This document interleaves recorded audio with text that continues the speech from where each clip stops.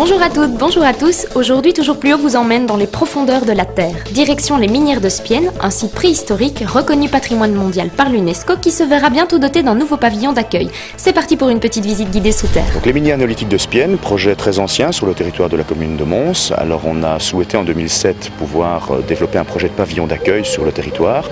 On a donc déposé une fiche projet auprès de l'Europe et de la région wallonne et on a obtenu un budget de plus ou moins 1 700 000 € pour construire ce projet. Alors la dimension et l'objectif sont triples. L'idée c'est d'une part de profiter de l'aspect nature puisqu'on se trouve dans une zone Natura 2000. Ensuite l'aspect UNESCO, patrimoine, puisque c'est un des 3 joyaux UNESCO de la ville de Mons. Et enfin la dimension éducationnelle.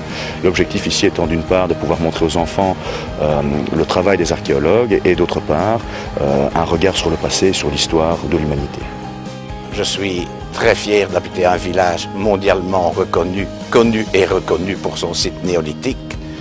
Je serai encore plus fier dans quelques temps quand le nouveau pavillon d'accueil sera installé parce que ça permettra un accueil beaucoup plus chaleureux des visiteurs. C'est un site d'extraction du silex extrêmement vieux, il remonte à il y a 6000 ans. Et donc sur une centaine d'hectares, on a des vestiges archéologiques qui nous parlent de ça.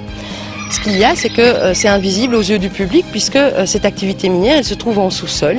Et donc, il faut pouvoir descendre dans les minières pour découvrir tout ce patrimoine.